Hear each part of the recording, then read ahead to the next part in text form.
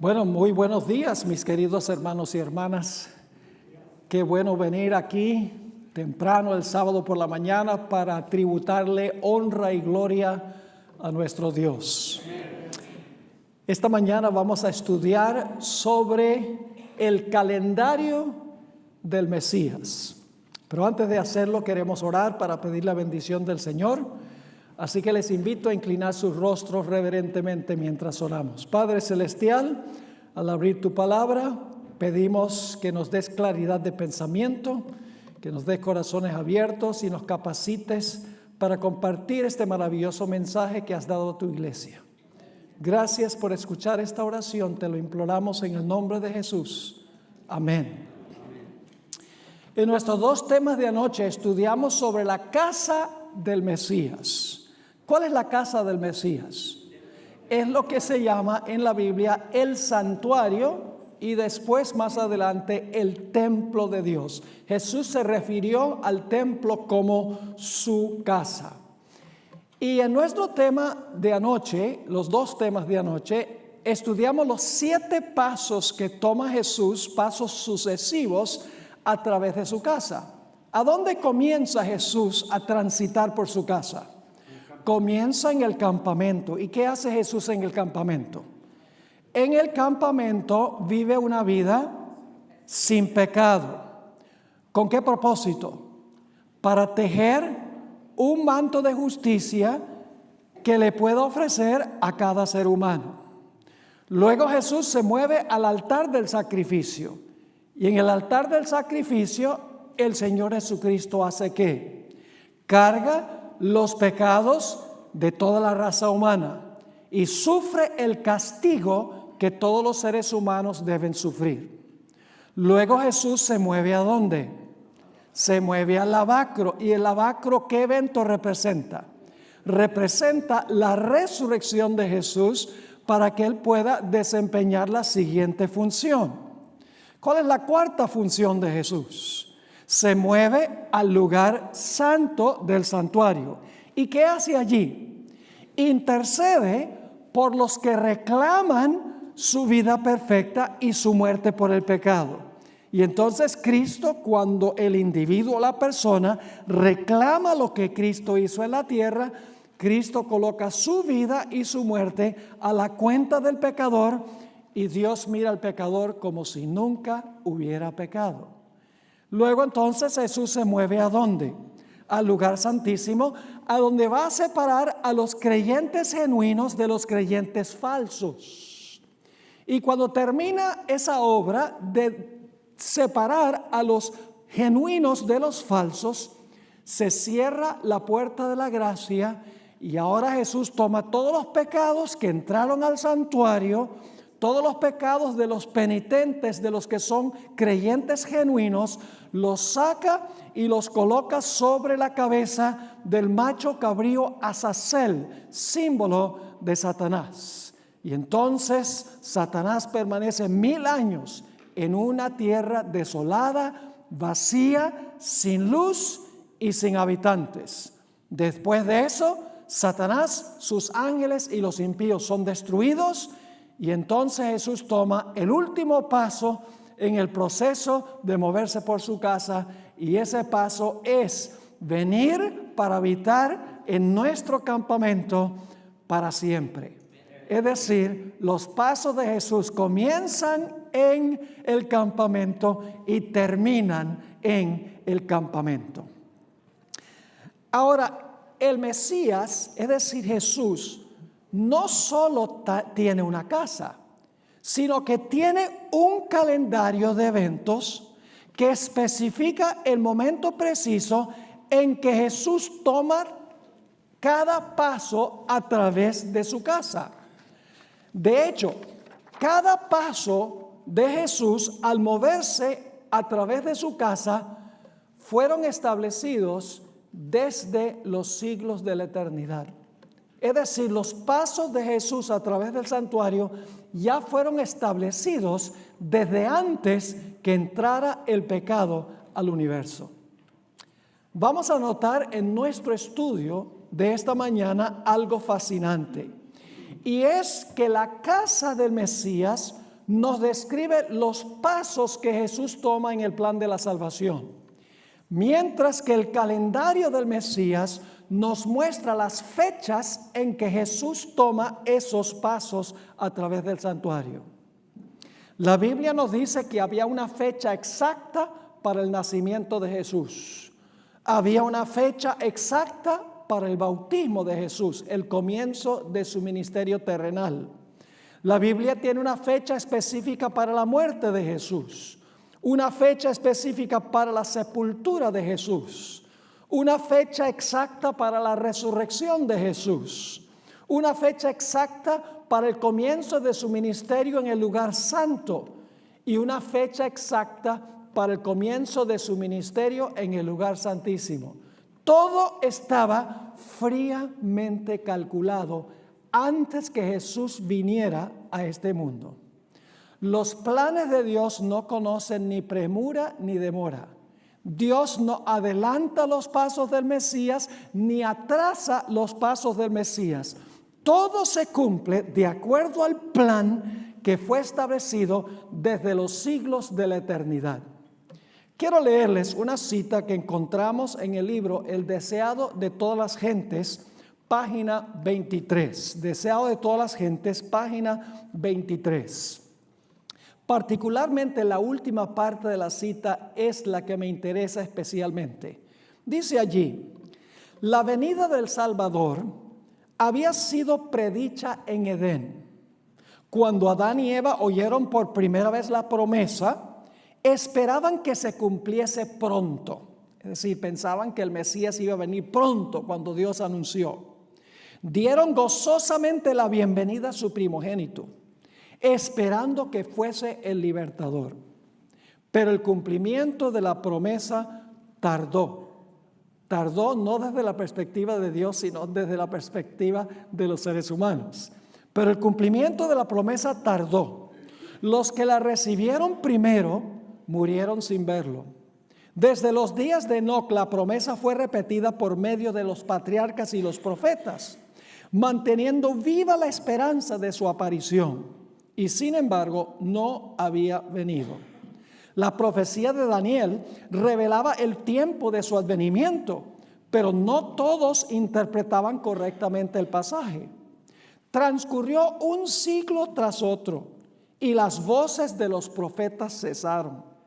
La mano del opresor pesaba sobre Israel y muchos estaban listos para exclamar: se han prolongado los días y fracasa toda visión. Ahora viene la parte clave. Pero como las estrellas en la vasta órbita de su derrotero señalado, los propósitos de Dios no conocen premura ni demora. Los planes de Dios no conocen ¿qué? Premura ni demora. Dios no adelanta sus planes y Dios no atrasa sus planes. Dios tiene un plan y se atiene a ese plan. Cada evento de la vida del Mesías tenía una fecha exacta cuando debía cumplirse. Hablemos en primer lugar de la encarnación de Jesús. La Biblia nos dice en Gálatas el capítulo 4 y el versículo 4 algo muy interesante. Dice: pero cuando vino el cumplimiento del tiempo, eso indica que iba a haber un momento para la encarnación. Pero cuando vino el cumplimiento del tiempo, Dios envió a su Hijo, nacido de mujer y nacido bajo la ley, para que redimiese a los que estaban bajo la ley, a fin de que recibiésemos la adopción de hijos. Fíjense la expresión: cuando vino el cumplimiento del tiempo, Dios envió a su Hijo. Había un tiempo específico que tenía que pasar para que Dios enviara a su Hijo. Dicho sea de paso, esa expresión, cumplimiento del tiempo, es muy semejante al que encontramos en Marcos 1 y el versículo 15, donde inmediatamente después del bautismo de Jesús, Jesús dijo lo siguiente: el tiempo se ha cumplido El reino está cerca, arrepentíos y creed del evangelio.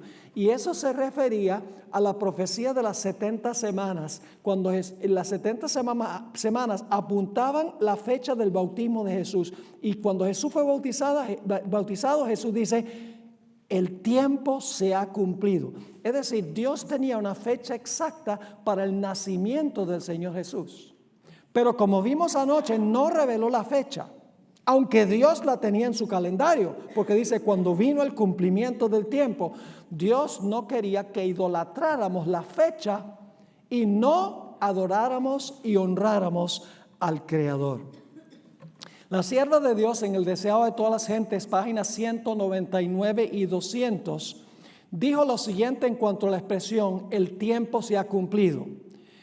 Dice allí, la nota predominante de la predicación de Cristo era, el tiempo es cumplido y el reino de Dios está cerca. Arrepentíos y creed al evangelio. Así el mensaje evangélico, tal como lo daba el Salvador mismo, se basaba en las profecías. El tiempo que él declaraba cumplido era el periodo dado a conocer a Daniel por el ángel Gabriel.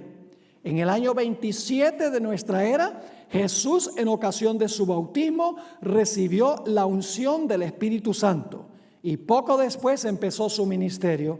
Entonces fue proclamado el mensaje, el tiempo es cumplido.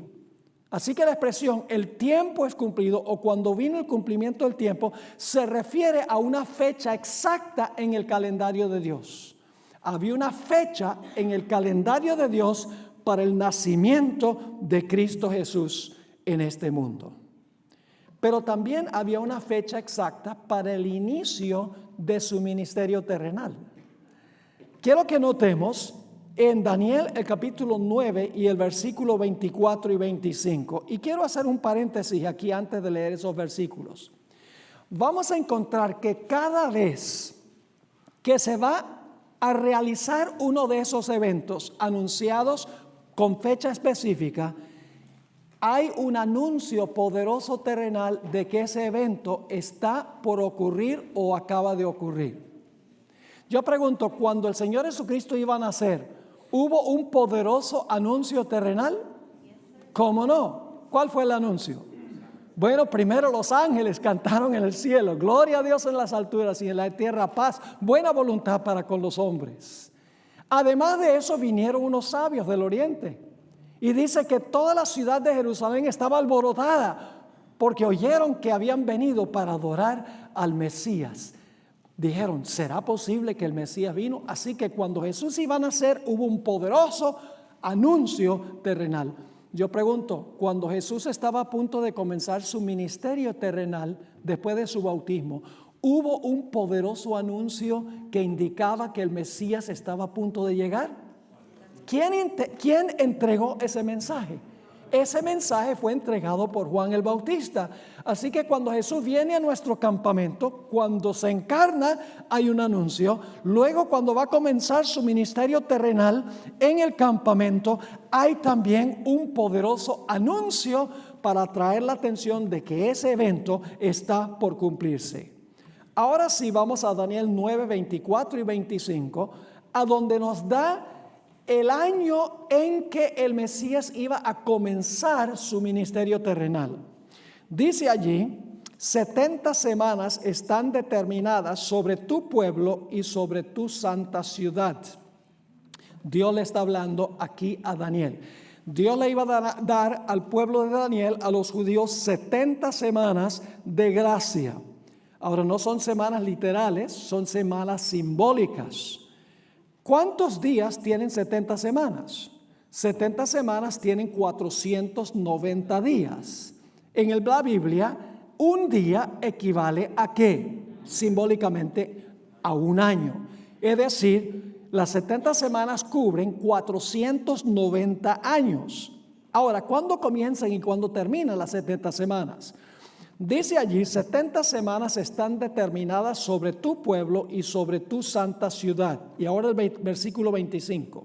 Sabe pues y entiende que desde la salida de la orden para restaurar y edificar a Jerusalén, porque Jerusalén había sido destruida por Nabucodonosor y había que restaurarla, desde la salida de la orden para restaurar y edificar a Jerusalén, hasta el Mesías príncipe. La palabra Mesías significa ungido, hasta el ungido, hasta el Mesías príncipe, habrá 7 semanas y 62 semanas. ¿Cuántos son 7 semanas y 62 semanas? Bueno, suman 62 más 7, ¿cuánto da? 69 semanas. Luego dice, se volverá a edificar la plaza y el muro en tiempos angustiosos. ¿Cuánto tiempo iba a pasar entre la salida de la orden para edificar y restaurar a Jerusalén hasta que viniera el ungido? 69 semanas. Así que si ustedes hacen los cálculos, el decreto fue dado en el año 457 antes de Cristo. Van hacia adelante 69 semanas, que son años, que son ¿cuántos años? 483 años, y los trae ¿hasta qué fecha?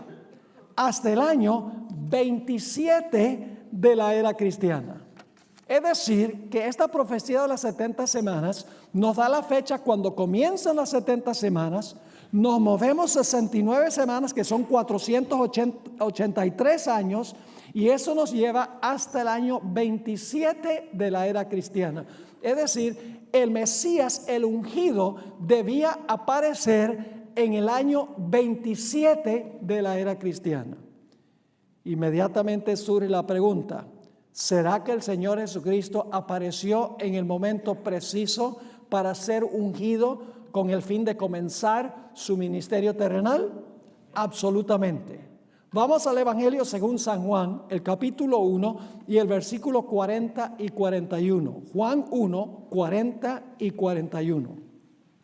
Aquí, inmediatamente después del bautismo de Jesús, Andrés le dice a Pedro, hemos hallado al Mesías.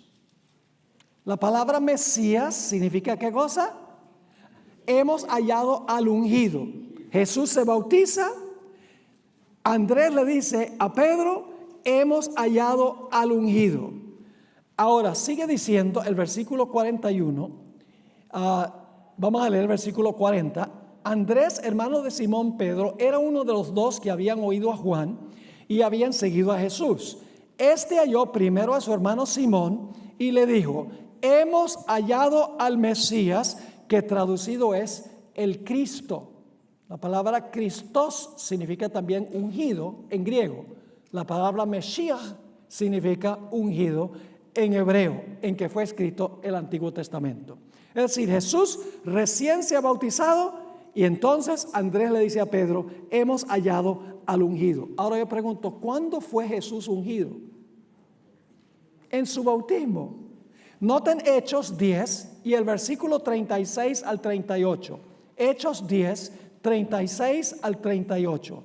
Dice aquí, Dios envió mensaje a los hijos de Israel, anunciando el evangelio de la paz por medio de Jesucristo.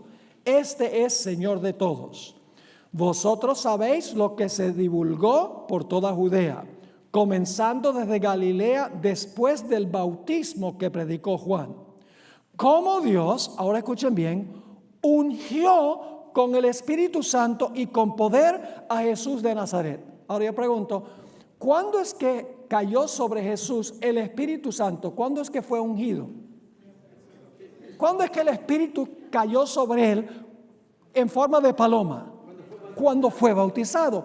En otras palabras, la profecía de las 70 semanas nos dice que el Mesías iba a aparecer en el año 27, su ungimiento iba a ser su ¿qué? Su bautismo. Yo pregunto, ¿la Biblia entonces nos da el año específico cuando Jesús iba a comenzar su ministerio terrenal? ¿Cómo no?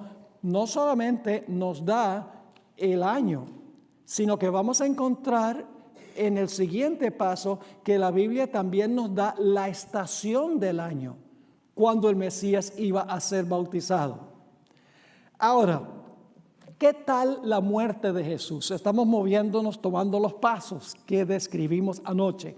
Empezamos con el nacimiento del Mesías. ¿Tenía Dios una fecha para eso? Cuando venga el cumplimiento del tiempo, Dios envió a su Hijo.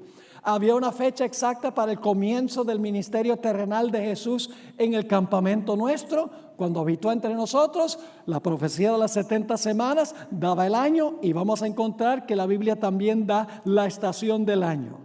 ¿Qué tal la muerte de Jesús? Moviéndonos ahora al altar del sacrificio. ¿Será que también la Biblia nos anuncia específicamente la fecha en que iba a morir el Mesías? Absolutamente. Pero antes de mencionarles eso, yo pregunto, ¿hubo un poderoso anuncio de que Jesús estaba a punto de morir en la cruz? Sí. ¿Cuál fue ese evento? La entrada triunfal de Cristo a Jerusalén. Eso ocurrió inmediatamente antes de su muerte. Era necesario que todos los ojos estuvieran enfocados en Jesús, de lo que Jesús iba a hacer. Un poderoso anuncio. Cada vez que Jesús toma un paso, hay un poderoso anuncio que está por ocurrir ese evento importante. Ahora, la Biblia no solamente nos dice el año cuando iba a morir Jesús, sino que la Biblia también nos dice el mes, el día y la hora. Y ustedes dicen, ¿cómo es eso? Vamos a mirar.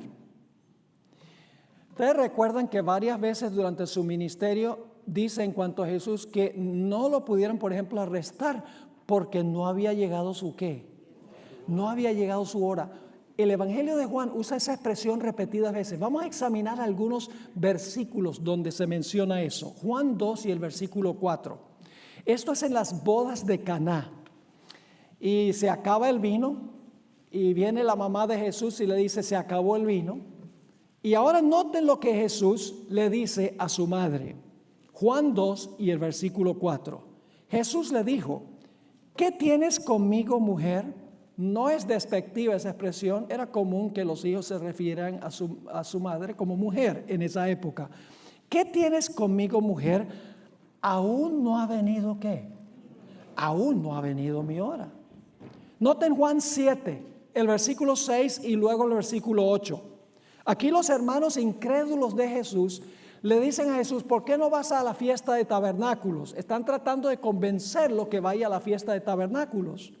Y fíjese lo que dice el versículo 6, Jesús declarándole a sus hermanos, mi tiempo aún no ha llegado, mas vuestro tiempo está presto.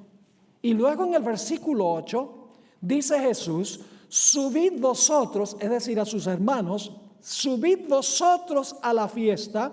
Yo no subo todavía a esta fiesta porque mi tiempo aún no se ha cumplido.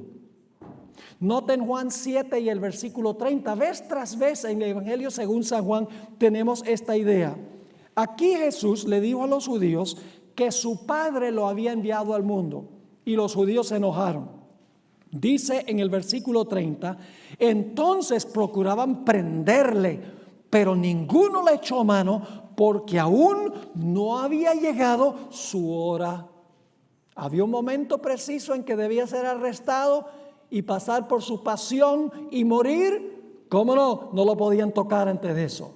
Noten Juan 8 y el versículo 20. Juan 8 y el versículo 20.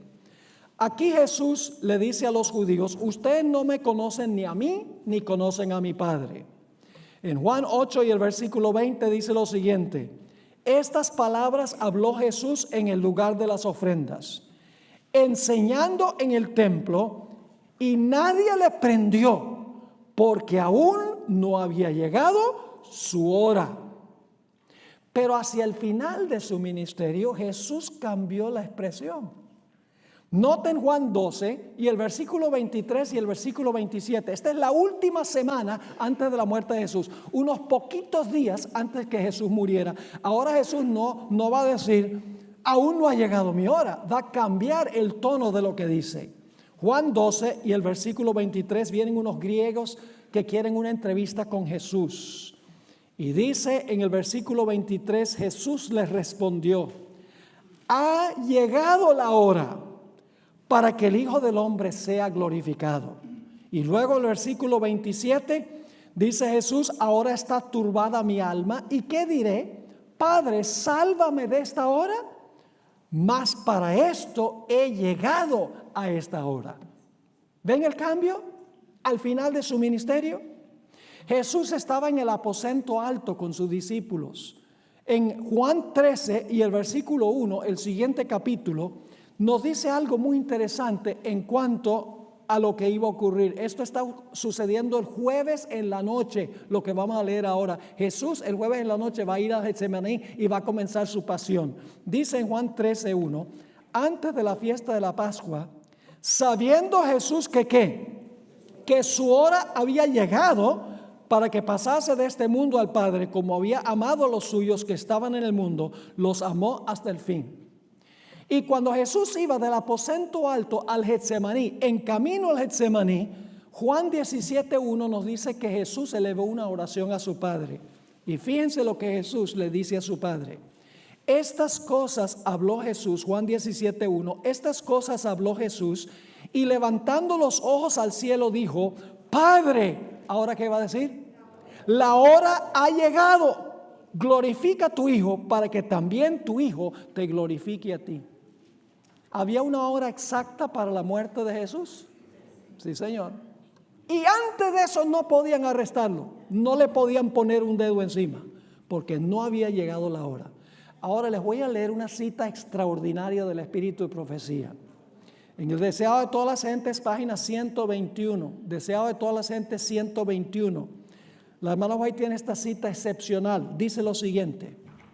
Va a explicar lo que significa Jesús cuando dice aún no ha llegado la hora.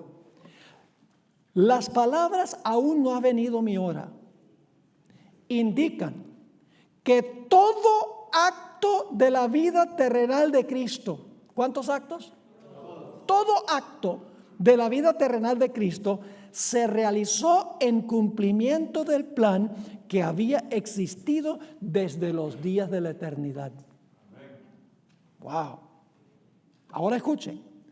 Antes de venir a la tierra, el plan estuvo delante de él perfecto en todos sus detalles. El Padre y el Hijo se sentaron en el cielo y repasaron el plan antes que viniera Jesús. Perfecto en sus detalles, dice aquí. Entonces algunos dicen, bueno, entonces Jesús cuando estuvo aquí, él sabía todo lo que iba a ocurrir. No, porque cuando estaba en el cielo vio todo el plan, pero aquí tenía que depender del Padre cada día para que el Padre le revelara el plan. Sí, escuche lo que sigue diciendo la cita. Pero mientras andaba entre los hombres, fue guiado paso a paso por la voluntad del Padre. En el tiempo señalado, fíjense, en el tiempo señalado no vacilaba en obrar. Con la misma sumisión, esperaba hasta que llegase el tiempo. Todo movimiento de Jesús le era revelado al Padre. Llegó el momento para esto. Llegó el momento para esto. En armonía con el plan específico y detallado que se había establecido en el cielo antes que Cristo viniera a la tierra. Y algunos dicen, entonces Jesús no podía fracasar. Sí, Jesús podía. Él podría haber decidido ir en contra del plan. Pero siempre se sometió al Padre y tomó el paso en la fecha en que el Padre le dijo que tomara ese paso. Hay otra cita en el Ministerio de Curación, página 380, a donde la sierva de Dios dice, y más adelante voy a leer la cita completa, pero ahora solo voy a leer una porción. Cristo en su vida terrenal no se trazó planes personales. Es decir, él no tenía una agenda donde decía qué iba a hacer el próximo mes, ni el próximo año, ni los próximos 3 años y medio. Dice, Cristo en su vida terrenal no se trazó planes personales. Aceptó los planes de Dios para él y día tras día el Padre se los revelaba. No conocía todo el plan cuando estaba aquí. Cada día el Padre le revelaba el plan para ese día. Y Jesús se ajustaba al plan que había sido establecido. Ahora surge la pregunta. ¿Será que la Biblia nos revela el año en que el Mesías iba a morir? Nuevamente la profecía de Daniel. Daniel, el capítulo 9 y el versículo 26 y 27 nos da el año de la muerte del Mesías. Dice allí en la misma profecía de las 70 semanas, Y después de las 62 semanas, y se sobreentiende las 62 y las 7, o sea, después de las 69, según el contexto, ¿qué va a suceder? ¿Se quitará qué? Se quitará la vida al ungido, es decir, al Mesías, mas no por sí. Es decir, él iba a morir no para él, sino para ¿quiénes? Para nosotros. Y luego el versículo 27 dice, y por otra semana, que es la semana número 70, por otra semana confirmará el pacto con muchos, y a la mitad de la semana, es decir, de la última semana, la semana número 70, a la mitad de la semana, ¿qué va a hacer? Hará cesar el sacrificio y la ofrenda. En algún momento después de las primeras 69 semanas, se le iba a quitar la vida al Mesías. Y se le iba a quitar a la mitad de la semana, porque la mitad de la semana iba a hacer cesar el sacrificio y la ofrenda. ¿Está claro? ¿Están entendiendo esto? Ahora, ¿cuál sería la mitad de la última semana?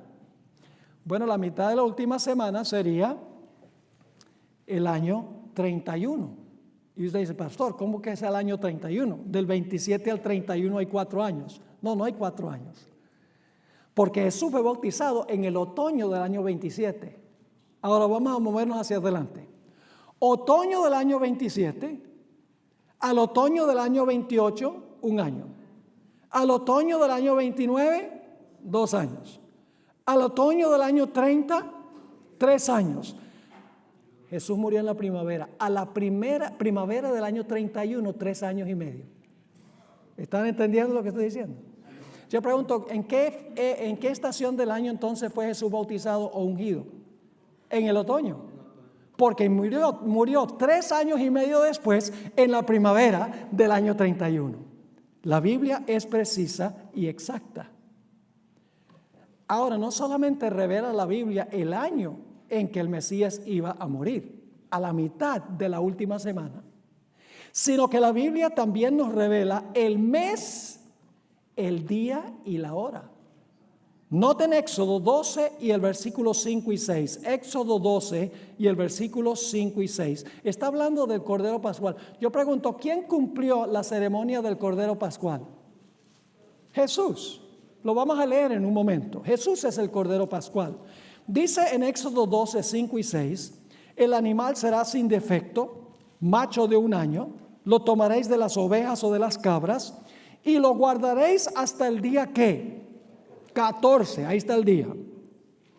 De este mes, que es el mes de Nisán, el primer mes del año religioso judío. Es decir, sabemos, en otras palabras, el día 14, sabemos el mes de Nisán y también la hora, porque sigue diciendo, y lo inmolará toda la congregación del pueblo de Israel entre las 2 tardes. ¿Qué significa eso entre las 2 tardes? Nosotros sabemos cuál es una tarde, cuando se oculta el sol, ¿verdad? De tarde a tarde guardaréis vuestro sábado. Pero entre los judíos había otra tarde. Y es cuando el sol alcanza su cenit a mediodía y comienza su descenso. Yo sé que el sol no desciende, pero parece que desciende, ¿ok? Cuando comienza su descenso, esa es la primera tarde. La última tarde es cuando se oculta el sol. Por eso nosotros le llamamos a las horas después de mediodía, las horas de la tarde, exactamente. Así que ¿cuándo sería entre las 2 tardes? Sería más o menos ¿a qué horas? A las 3 de la tarde aproximadamente. Ahora, 1 Corintios 5, 7 dice que Jesús cumplió esta profecía. Dice allí, limpiaos pues de la vieja levadura para que seáis nueva masa, sin levadura como sois. Porque nuestra Pascua, que es Cristo, ya fue sacrificada por nosotros. ¿Quién cumple la ceremonia del Cordero Pascual? Jesús. ¿Tenía Jesús entonces que morir el día 14 de Nisán entre las 2 tardes para cumplirlo? Absolutamente. Ahora, ¿a qué horas murió Jesús? Mateo 27, el versículo 45 y 46. Dice, y desde la hora sexta, ¿cuál es la hora sexta en los tiempos de Jesús? Mediodía. Ellos contaban los días como la hora primera, las 6 de la mañana, luego la hora tercera, las 9, luego la hora sexta, las 12, luego la hora novena, las 3 de la tarde, y luego la hora número 12 sería a las 6 de la tarde. Calculaban de una forma distinta. Así que dice, desde la hora sexta hubo tinieblas sobre toda la tierra. ¿Hasta qué horas? Hasta la hora novena. Es decir, estuvo oscuro desde mediodía hasta ¿cuándo? Hasta las 3 de la tarde. Cerca de la hora novena, no exactamente a la hora novena, sino cerca de la hora novena, Jesús clamó a gran voz diciendo, Elí, Elí, lama sabactani, esto es, Dios mío, ¿por qué me has desamparado? Pero Jesús tenía que hacer 2 declaraciones adicionales. Tenía que decir, consumado es, y tenía que decir, en tus manos encomiendo mi espíritu. Ahora, noten el versículo Mateo 27 y el versículo 50 al 53. Mas Jesús, habiendo otra vez clamado a gran voz, entregó el espíritu. Y he aquí el velo del templo se rasgó en 2, de arriba abajo la tierra tembló y las rocas se partieron. Y se abrieron los sepulcros y muchos cuerpos de santos que habían dormido se levantaron. Y saliendo de los sepulcros después de la resurrección de él, vinieron a la santa ciudad y aparecieron a muchos. Es decir, cuando Jesús dijo, consumado es, en tus manos encomiendo mi espíritu, era exactamente a qué horas. Exactamente a las 3 de la tarde. Ahora les voy a leer una cita extraordinaria del deseo de todas las gentes. ¿Recuerdan que la profecía decía que iba a cesar el sacrificio y la ofrenda? El Mesías iba a hacer cesar el sacrificio y la ofrenda. Eso se cumplió literalmente. Noten esta cita del deseo de todas las gentes, 704 y 705. Cuando los labios de Cristo exhalaron el fuerte clamor, consumado es, los sacerdotes estaban oficiando en el templo. Era la hora del sacrificio de la tarde. Habían traído para matarlo el cordero que representaba a Cristo. Ataviado con sus vestiduras significativas y hermosas, el sacerdote estaba con el cuchillo levantado como Abraham a punto de matar a su hijo. Con intenso interés el pueblo estaba mirando, pero la tierra tembló y se agitó, porque el Señor mismo se acercaba.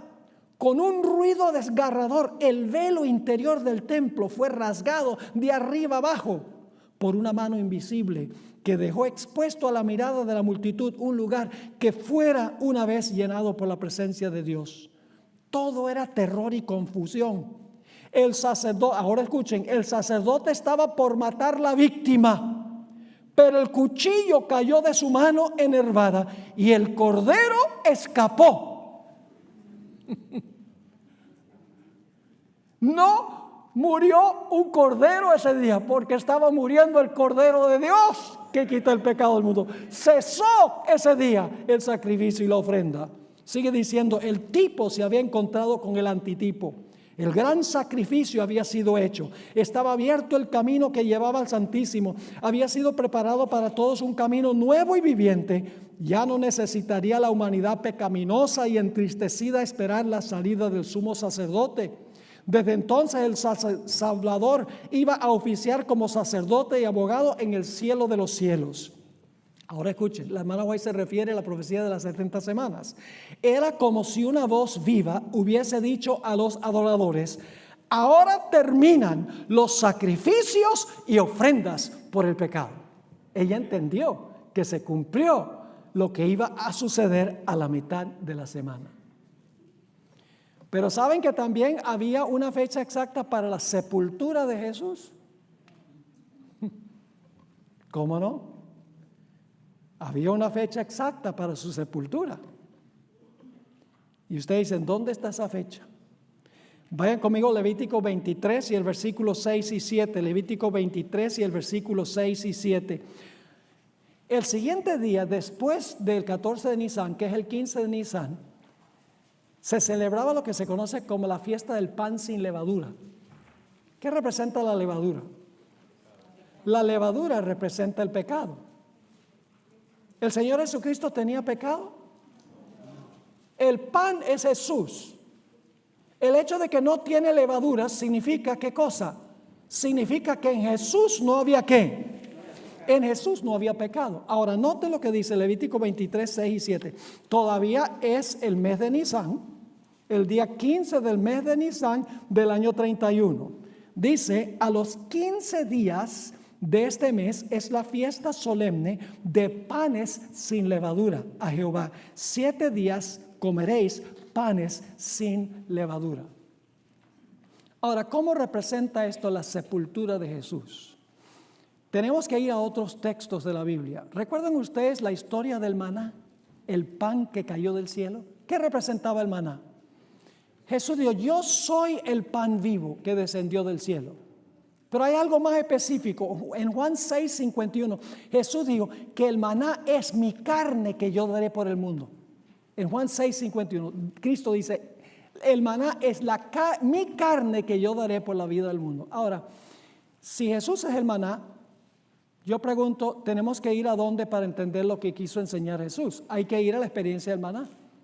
Ahora, ¿qué sucedía cuando el pueblo recogía el maná, digamos, el miércoles y lo guardaba para el jueves? 2 cosas, criaba gusanos y ¿qué? Hedía. ¿Qué es lo que cría gusanos y hiede? Un cuerpo en vías de descomposición, ¿sí o no? Pero ¿qué sucedía cuando se recogía el maná, que representa la carne de Cristo, cuando se recogía el viernes y se guardaba para el sábado? Estaba tan fresco el sábado como había estado ¿cuándo? El viernes. ¿Qué hubiera sucedido con un cuerpo normal si una persona muere un viernes? ¿Qué hubiera estado sucediendo el sábado? Su cuerpo hubiera estado en proceso ¿de qué? De descomposición, que llevaría finalmente a criar gusanos y a hedir. ¿El cuerpo de Jesús vio corrupción? No. El apóstol Pedro en el día del Pentecostés en Hechos 2 enfatizó que Jesús, su cuerpo no vio corrupción porque él era lo que representaba el maná. No tenía él levadura de pecado. Es decir, el siguiente día representa la sepultura del Señor Jesucristo. ¿Creen ustedes que también había una fecha exacta para la resurrección de Jesús? ¿Les parece? ¿Cómo no?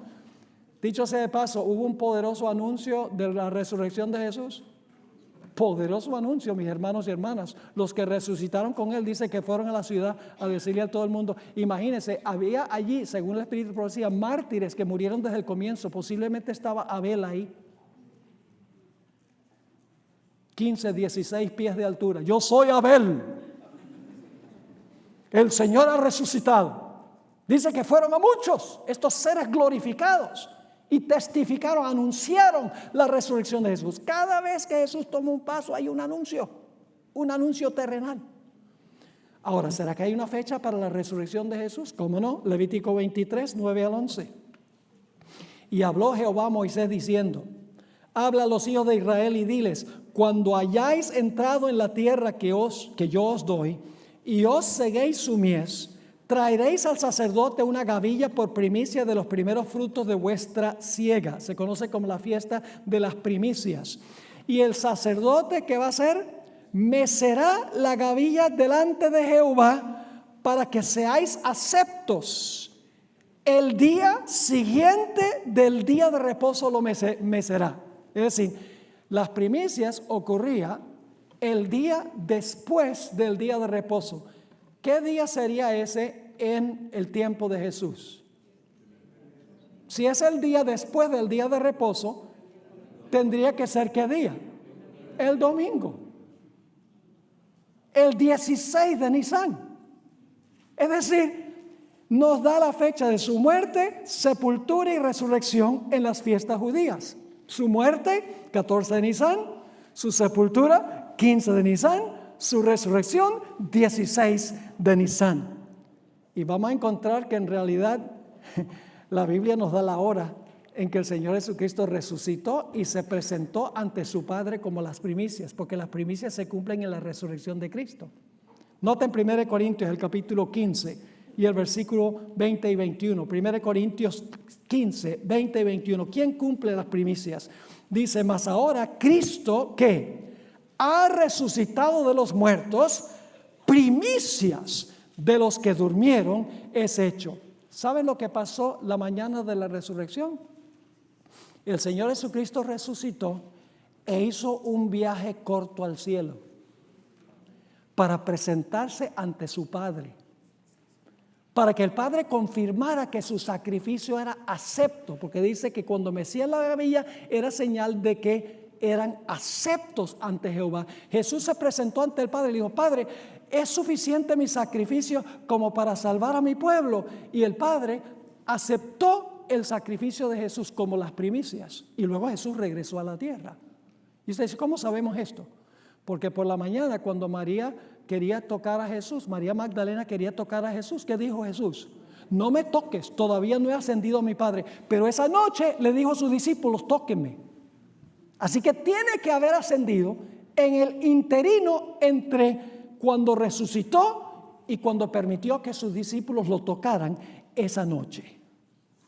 Ahora, ¿creen ustedes que también había una fecha exacta para el comienzo del ministerio de Cristo en el lugar santo? ¿Les parece? ¿Cómo no? ¿Un poderoso anuncio terrenal? Claro que sí. Vayan conmigo a Levítico 23, 15 y 16. Las fiestas judías tienen el calendario de eventos del Mesías. Los momentos cuando Él se mueve a través de su casa. Levítico 23, 15 y 16.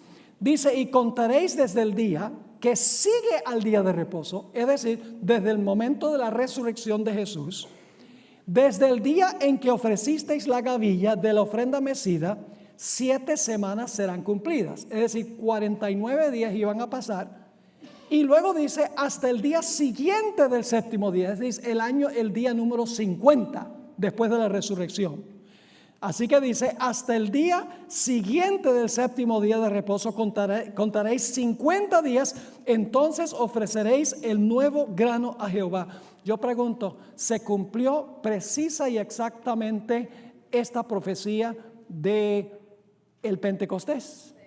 Exactamente, 50 días después hubo un poderoso anuncio de que Jesús había comenzado en el cielo una obra muy especial de intercesión. Claro, dice la Biblia que hubo un recio ¿qué? Un recio viento. Se vieron lenguas como de ¿qué? Como de fuego. Y todos los que estaban presentes allí comenzaron a hablar idiomas que nunca habían estudiado. Imagínense eso, extraordinario. Los ángeles le implantaron un Rosetta Stone a esa gente. Hablaban perfectamente los idiomas de las naciones de donde habían venido, donde iban a testificar. Dicen Hechos 2 y el versículo 1 al 4: cuando llegó el día del Pentecostés, estaban todos unánimes juntos, y de repente vino del cielo un estruendo como de un recio viento que soplaba, el cual llenó toda la casa donde estaban sentados. Y se les aparecieron lenguas repartidas como de fuego, asentándose sobre cada uno de ellos, y fueron todos llenos del Espíritu Santo y comenzaron a hablar en otras lenguas según el Espíritu les daba que hablasen. Lo que ocurrió en la tierra no fue el evento importante. El evento importante ocurrió en el cielo. Yo tengo una presentación que se llama Jehová es nuestra roca, donde esbozo este asunto. Lo que ocurrió en la tierra fue un anuncio que Jesús había comenzado su ministerio intercesor en el cielo y que ahora iba a aplicar los beneficios que había ganado en su obra terrenal. Es decir, lo que ocurrió en la tierra fue el anuncio terrenal que Jesús había comenzado su labor en el lugar santo. Ahora, ¿saben a qué horas fue que se derramó el Espíritu Santo? Que sería 50 días después que Jesús presentó la gavilla ante su Padre. Vamos a Hechos, el capítulo 2 y el versículo 15. Hechos 2 y el versículo 15. Muy interesante esto. Cuando empezaban a hablar en otras lenguas, los que estaban en el aposento alto, algunos de los incrédulos que estaban ahí dijeron: esos los que están es borrachos. Ahora escuchen lo que dice Hechos 2:15.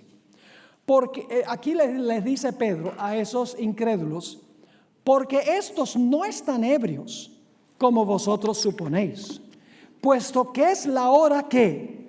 La hora tercera del día. ¿Cuál es la hora tercera? ¿Qué hora es nuestro reloj? Las 9 de la mañana. ¿A qué hora fue derramado el Espíritu Santo? A las 9 de la mañana.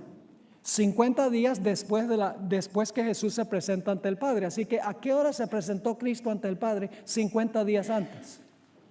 A las 9 de la mañana. Tenemos inclusive la hora en que Jesús se presentó como las primicias. El día, el mes y el año. Y tenemos también el mes, el día y el año cuando Jesús comenzó su ministerio intercesor en el santuario celestial. Esas son las 4 fiestas primaverales: la Pascua, pan sin levadura, primicias y Pentecostés. Pero luego viene un largo verano californiano, seco, árido, infértil en Israel, donde no cae lluvia. ¿Saben qué periodo representa eso?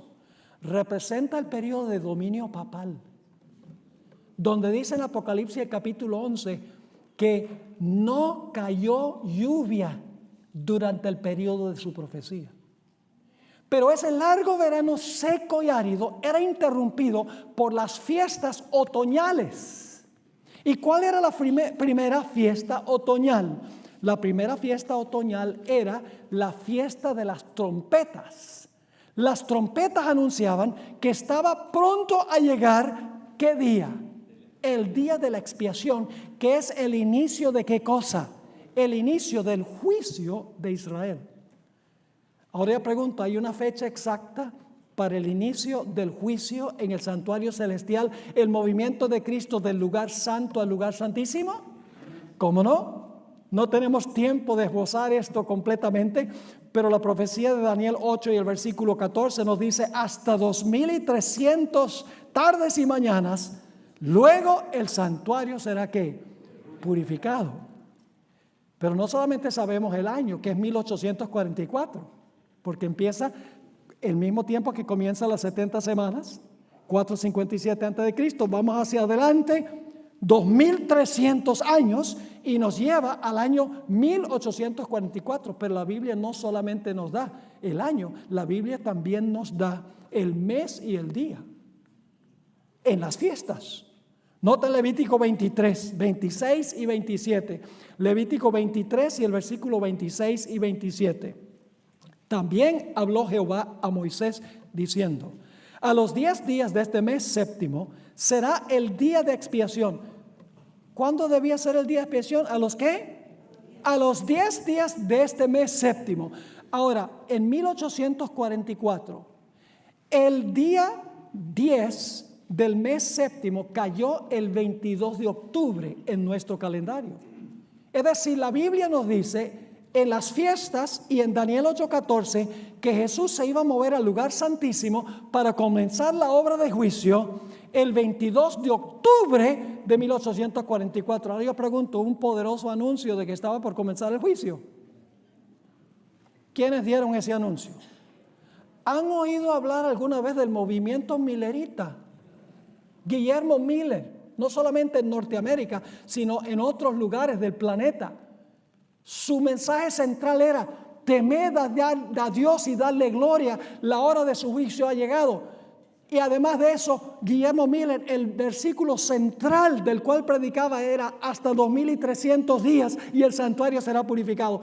Anunciaron con voz de trompeta que estaba por comenzar el juicio investigador, que Jesús se iba a mover del lugar santo al santísimo. No lo entendieron en ese momento, pero después entendieron que Jesús no iba a venir a la tierra en su segunda venida, sino que iba a comenzar su ministerio en el lugar santísimo, la obra de juicio.